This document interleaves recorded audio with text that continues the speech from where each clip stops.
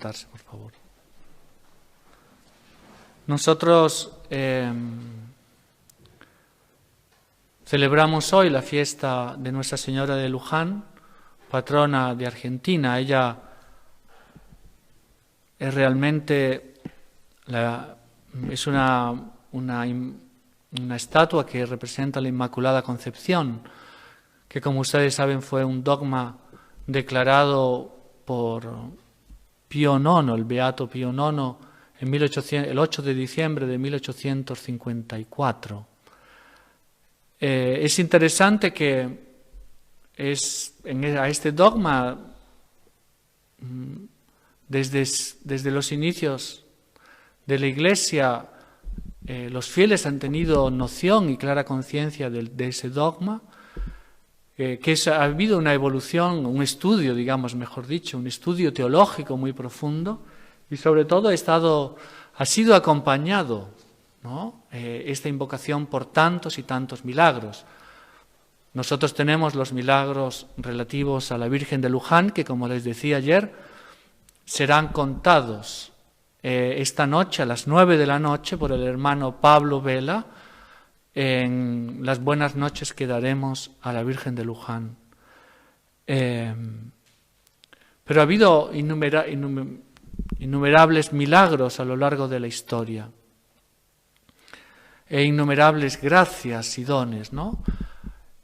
Solo por quedarnos, y coincidencias, ¿no? Solo por quedarnos en lo que es relativo próximo a la declaración del dogma, nosotros podemos recordar que en 1830 la Virgen María aparece a Santa Catalina Labouré y le pide que se acuñe una medalla y que esté escrita en los bordes de la medalla: «Oh María Inmaculada, rogad por nosotros que recurrimos a vos». «Oh María concebida sin pecado, rogad por nosotros que recurrimos a vos». Entonces, eso es en 1830. En 1832 autorizan que se acuñe la medalla. Es interesante que pasan 2 años, ¿no? 2 años desde que se pide. ¿Por qué habrá pasado tanto tiempo? Una hipótesis bastante grande. Bueno, había cierta dificultad, ¿no?, para que la jerarquía eclesiástica, la autoridad eclesiástica competente diese el permiso.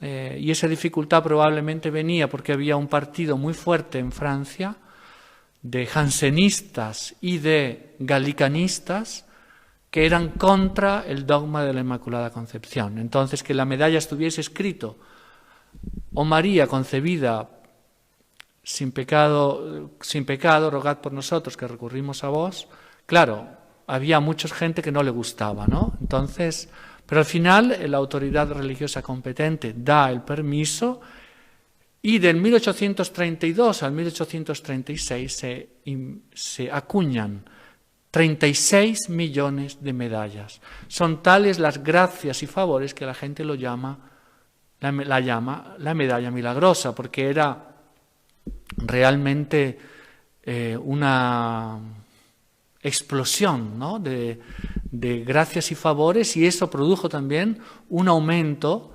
increíble de la devoción a la Virgen Inmaculada.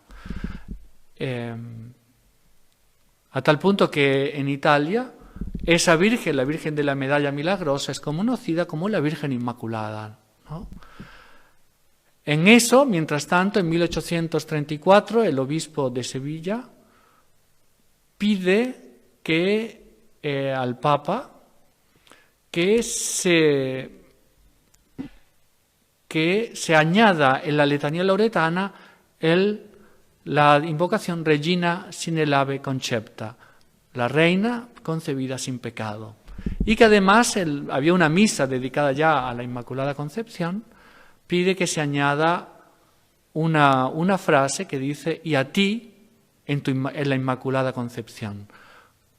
O sea, la Iglesia va tomando, y eso es apoyado por más de 200 obispos, ese pedido que hizo este obispo, que a su vez era cardenal, es apoyada por más de 200 obispos de toda la Iglesia. En 1800 Entonces, en 42, un libro que había estado escondido desde hace más de 140 años, el Tratado de la Verdadera Devoción, escrito por San Luis María Griñón de Montfort, viene a luz.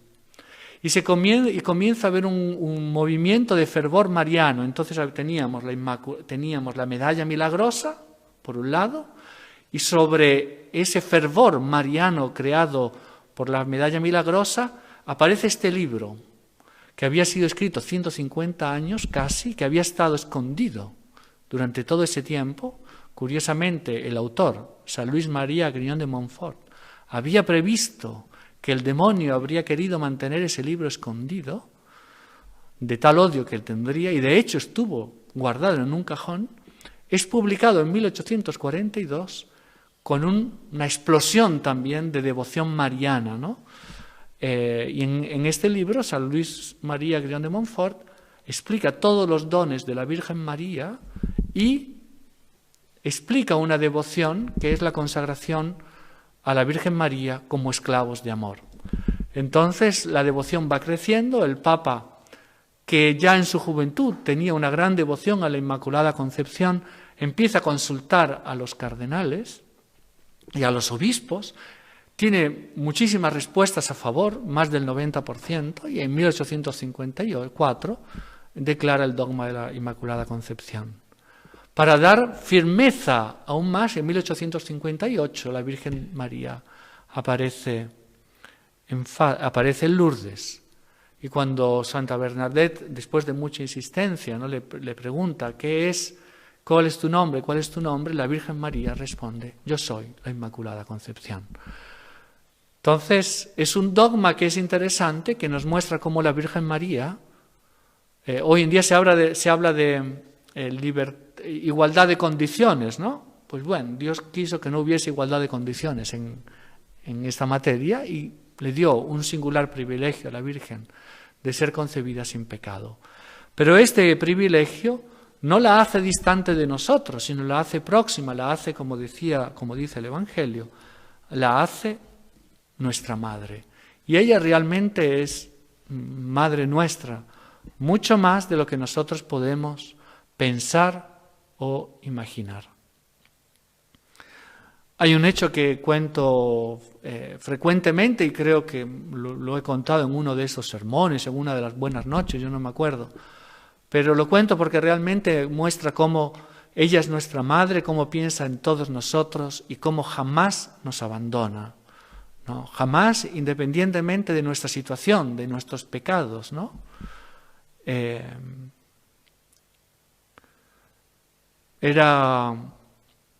Este caso sucedió a un sacerdote mexicano que su proceso de beatificación está abierto. El nombre del sacerdote no me acuerdo, lo conocían como el padre Trampitas. Vean usted la vida, lo que debía ser el padre, ¿no? Bueno, pues este padre era capellán, tuvo una vida bastante difícil, ¿no? También quiso hacer un atentado terrorista, anticatólico, después se convirtió, bueno, toda una vida así. Y llega que es capellán de una cárcel, y en esta cárcel había una mujer que era muy antipática. Un día los presos la tiran desde el tercer piso, cae a tierra, y cuando llaman al sacerdote, porque se estaba por morir la pobre señora, llaman al sacerdote, y cuando se aproxima la señora le dice: padre, yo no quiero confesarme. El sacerdote le responde: yo no vengo aquí a confesarte, vengo a decirte que de aquí a pocos instantes estarás delante del tribunal de Dios. Pero la señora igual no quería. Entonces el sacerdote, estoy resumiendo mucho la historia para no hacer muy largo el sermón, el sacerdote le dice: pero la señora se llamaba María, pero María, tú hacías parte de las hijas de María, de niña, ¿no? Sí, padre, hacía parte. ¿Y te acuerdas de esta oración que se llamaba la Virgen, bendita sea tu pureza, ¿no? Un canto bellísimo que se canta, ¿no? Bendita sea tu pureza y eternamente lo sea. Y ella le dice: sí, padre, claro que lo conozco. Y él le dijo: ¿me lo podrías repetir? y le hizo repetir varias veces la oración, en especial la última frase que dice: no me dejes, madre mía. Y ella lo repitió así varias veces hasta que el sacerdote le dijo: María, hoy la Virgen te quiere recompensar por aquella medalla que recibiste el día de tu entrada, de tu ingreso en las hijas de María y de la comunión que hiciste en ese día. Y la señora se vuelve al sacerdote, gira la cabeza y le dice: Padre, ¿puedo confesarme? Y el sacerdote la confiesa. Ella murió con el nombre de María en los labios, y el sacerdote comentaba: yo no creo que una persona que muera con el nombre de María en los labios pueda conocer las llamas del infierno. Entonces, esto es la confianza que nosotros tenemos que tener para nuestra vida personal, que tenemos que tener en nuestras dificultades, incluso económicas, sobre todo en las dificultades espirituales, pero es también la confianza que tenemos que tener cuando rezamos por otras personas. Fíjense que Jesucristo en el Evangelio una vez le llevaron un paralítico, que lo bajaron desde el techo porque no podían llegar debido a que había una multitud de personas que cercaban a Jesús. Y Jesucristo, cuando lo vio y viendo la fe de aquellos que llevaban al paralítico, dijo al paralítico: tus pecados están perdonados. No era viendo la fe del paralítico, sino la fe de aquellos que llevaban al paralítico. Entonces, vamos a tener fe, vamos a tener confianza y vamos a llevar, ahora que vamos a proseguir esta misa, vamos a llegar a tantos paralíticos al altar para que tantos se curen. Naturalmente, las cosas con Dios no son inmediatas. Santa Mónica estuvo rezando y sufriendo y llorando durante más de 20 años, pero antes o después, si rezamos con fe, si rezamos con devoción, también tendremos otros Agustín que se convertirán y salvarán su alma, ¿no? Que eso es lo que todos nosotros queremos. Ave María Purísima.